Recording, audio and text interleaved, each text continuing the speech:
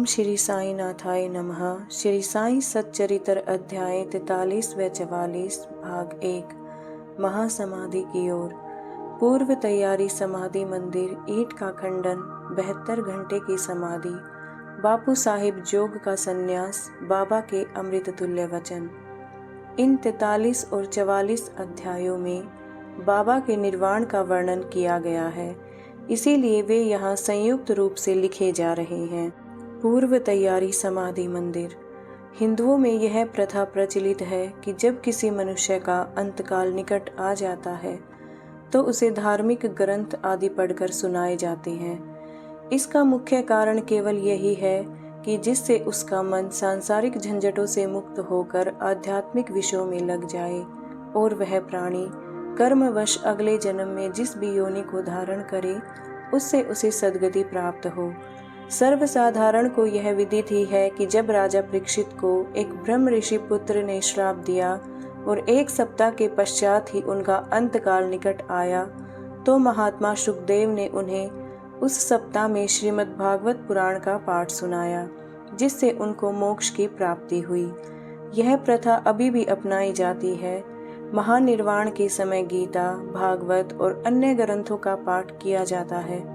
बाबा तो स्वयं अवतार थे, इसीलिए उन्हें बाह्य साधनों की कोई आवश्यकता नहीं थी, परंतु केवल दूसरों के समक्ष उदाहरण प्रस्तुत करने के हेतु ही उन्होंने इस प्रथा की उपेक्षा नहीं की।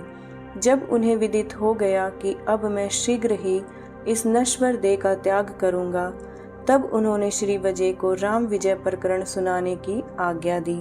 श्री वजय ने 1 सप्ताह प्रतिदिन पाठ सुनाया।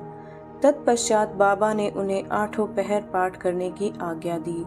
श्री वजय ने उस अध्याय की द्वितीय आवृत्ति 3 दिन में पूर्ण कर ली और इस प्रकार 11 दिन बीत गए।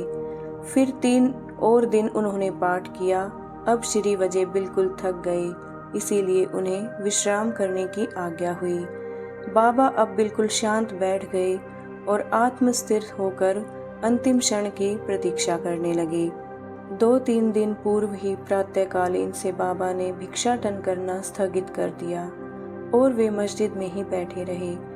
वे अपने अंतिम क्षण के लिए पूर्ण सचेत थे, इसीलिए वे अपने भक्तों को धैर्य बनाते रहते, पर उन्होंने किसी से भी अपने महानिर्वाण का निश्चित समय प्रकट न किया। इन दिनों काका साहिब दीक्षित और श्रीमान बूटी बाबा के साथ मस्जिद में नित्य भोजन किया करते थे। महानिर्वाण के दिन 15 अक्टूबर को आरती समाप्त होने के पश्चात बाबा ने उन लोगों को भी अपने निवास स्थान पर ही भोजन करके लौटने को कहा। फिर भी लक्ष्मीबाई सिंधे, भागोजी सिंधे, बयाजी, लक्ष्मण बाला शिंपी और नाना साहिब निमोणकर वहीं ठहर गए। श्यामा नीचे मस्जिद की सीढ़ियों पर बैठे थे। लक्ष्मीबाई शिंदे को 9 रुपये देने के पश्चात बाबा ने कहा कि मुझे मस्जिद में अब अच्छा नहीं लगता है, इसीलिए मुझे बूटी के पत्थरवाड़े में ले चलो, जहां मैं सुखपूर्वक रहूंगा। यही अंतिम शब्द उनके श्रीमुख से निकले। इसी समय बाबा बयाजी के शरीर की ओर झुक गए और अंतिम श्वास छोड़ दी। भागोजी ने देखा कि बाबा की श्वास रुक गई है। तब उन्होंने नाना साहिब निमोणकर को पुकार कर यह बात कही। नाना साहिब ने कुछ जल लाकर बाबा के श्रीमुख में डाला, जो बाहर लुढ़क आया। तभी उन्होंने जोर से आवाज लगाई, अरे देवा! तब बाबा ऐसे दिखाई पड़े जैसे उन्होंने धीरे से नेत्र खोलकर धीमे स्वर में ओह कहा हो, परंतु अब स्पष्ट विदित हो गया कि उन्होंने सचमुच में ही पंचभूत शरीर का त्याग कर दिया है। बाबा समाधिस्थ हो गए। यह हृदय विदारक दुख संवाद दावा नल की भांति तुरंत चारों ओर फैल गया। डी के सब नर नारी और बालकगण मस्जिद की ओर दौड़ पड़े। चारों ओर हाहाकार मच गया। सभी के हृदय पर वज्रपात सा हुआ। उनके हृदय विचलित होने लगे। कोई जोर जोर से चिल्लाकर रुदन करने लगा, कोई सड़कों पर लौटने लगा और बहुत से बेसुध होकर गिरने लगे। प्रत्येक की आंखों से झरझर आंसू गिर रहे थे। प्रलय काल के वातावरण में तांडव नृत्य जैसा दृश्य उपस्थित हो जाता है, वही गति शिरडी के नर नारियों के रुदन से उपस्थित हो गई। उनके इस महान दुख में कौन आकर उन्हें धैर्य बंधाता, जबकि उन्होंने साक्षात सगुण पर ब्रह्म का सानिध्य खो दिया था। इस दुख का वर्णन भला कौन कर सकता है। अब कुछ भक्तों को श्री साईं बाबा के वचन याद आने लगे। किसी ने कहा कि महाराज ने अपने भक्तों से कहा था कि वे भविष्य में 8 वर्ष के बालक के रूप में पुनः प्रकट होंगे। कृष्ण अवतार में चक्रपाणि भगवान विष्णु ने ऐसी ही लीला की थी। श्री कृष्ण माता देवकी के सामने 8 वर्ष की आयु वाले एक बालक के रूप में प्रकट हुए, जिनका दिव्य तेजोमय स्वरूप था और जिनके चारों हाथों में आयुध, शंख, चक्र, गदा और पद्म सुशोभित थे। अपने इस अवतार में भगवान श्री कृष्ण ने भूभार हल्का किया था। साईं बाबा का यह अवतार अपने भक्तों के उत्थान के लिए ही हुआ था। संतों की कार्य प्रणाली अक्षमय होती है। साईं बाबा अपने भक्तों के साथ यह संपर्क केवल एक पीढ़ी का नहीं, बल्कि पिछले कई जन्मों का संपर्क है। ऐसा प्रतीत होता है कि इस प्रकार का प्रेम संबंध विकसित करके महाराज श्री साईं बाबा दौरे पर चले गए हैं और भक्तों को दृढ़ विश्वास है कि वे शीघ्र ही पुनः वापस आ जाएंगे। अब समस्या उत्पन्न हुई कि बाबा के शरीर की अंतिम क्रिया किस प्रकार की जाए। कुछ यवन लोग कहने लगे कि उनके शरीर को कब्रिस्तान में दफन करके उसके ऊपर एक मकबरा बना देना चाहिए। खुशाल चंद और अमीर शक्कर को भी यही ख्याल था, परंतु ग्राम्य अधिकारी श्री रामचंद्र पाटिल ने दृढ़ और निश्चयात्मक स्वर में कहा कि तुम्हारा निर्णय मुझे मान्य नहीं है।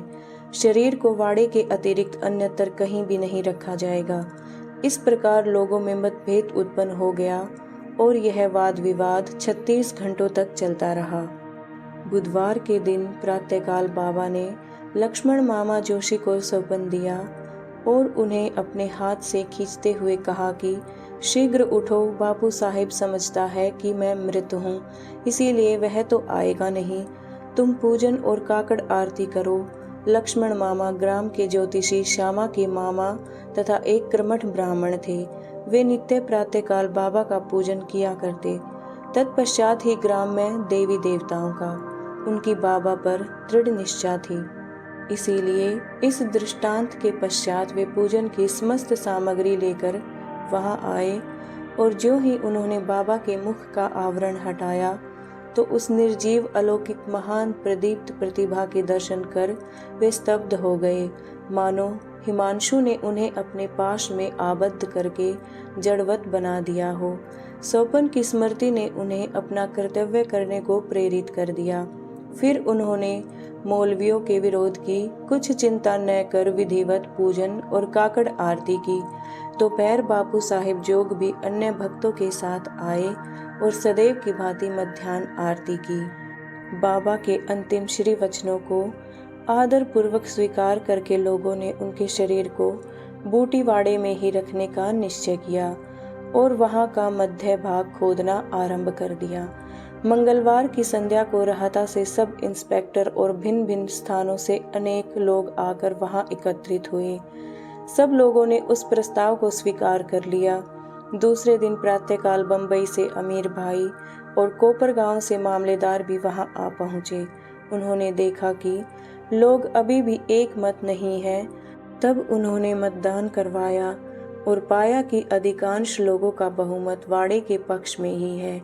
फिर भी वे इस विषय में कलेक्टर की स्वीकृति अति आवश्यक समझते थे।